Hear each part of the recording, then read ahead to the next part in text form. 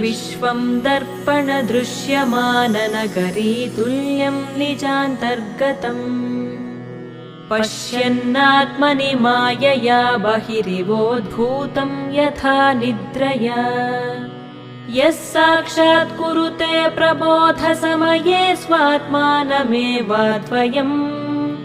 तस्मै श्रीगुरुमूर्तये नम इदं श्रीदक्षिणामूर्तये तस्मै श्रीगुरुमूर्तये नम इदं श्रीदक्षिणामूर्तये बीजस्यान्तरिवाङ्कुरो जगदिदं प्राङ्निर्विकल्पं पुनः मायाकल्पितदेशकालकलना वैचित्र्यचित्रीकृतम् मायावीव विजृम्भयत्यपि महायोगी वयस्वेच्छया तस्मै श्रीगुरुमूर्तये नम इदं श्रीदक्षिणामूर्तये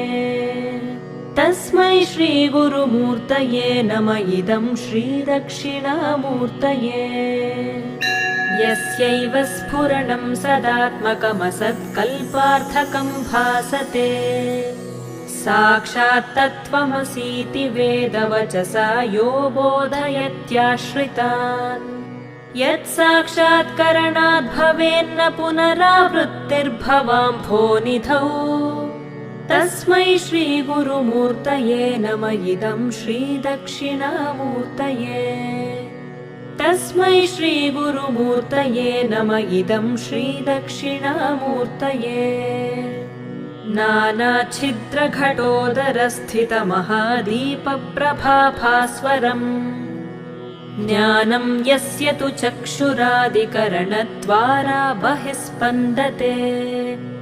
जानामीति तमेव भान्तमनुभात्येतत् समस्तं जगत् तस्मै श्रीगुरुमूर्तये नम इदं श्रीदक्षिणामूर्तये तस्मै श्रीगुरुमूर्तये नम इदं श्रीदक्षिणामूर्तये देहं प्राणमपीन्द्रियाण्यपि चलां बुद्धिं च शून्यं विदुः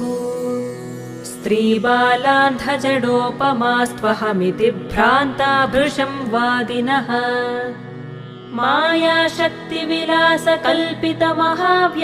मायाशक्तिविलासकल्पितमहाव्यामोहसंहारिणे तस्मै श्रीगुरुमूर्तये नम इदं श्रीदक्षिणामूर्तये तस्मै श्रीगुरुमूर्तये नम इदं श्रीदक्षिणामूर्तये राहुग्रस्तदिवाकरेन्दुसदृशो मायासमाच्छादनात् सन्मात्रः करणोपसंहरणतो यो भूत्सुषुप्तः पुमान् प्रागस्वाप्समिति प्रबोधसमये यः प्रत्यभिज्ञायते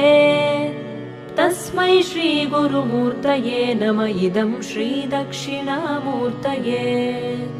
तस्मै श्रीगुरुमूर्तये नम इदं श्रीदक्षिणामूर्तये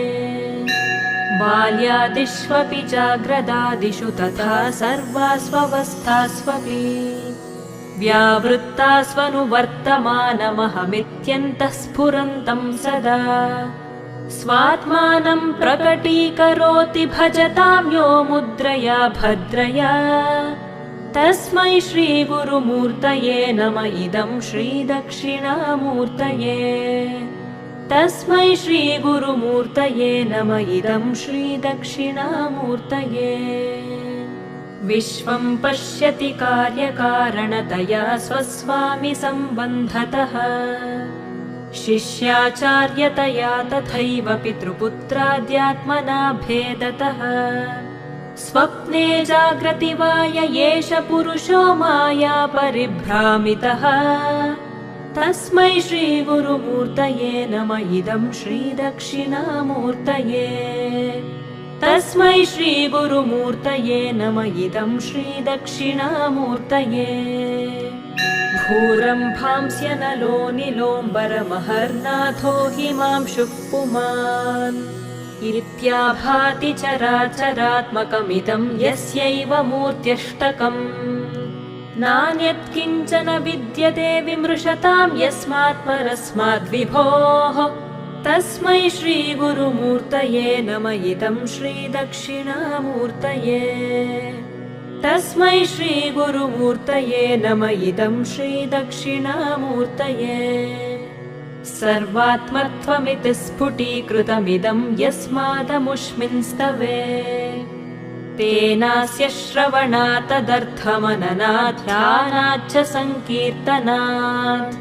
सर्वात्मत्वमहाविभूतिसहितं स्यादीश्वरत्वं स्वतः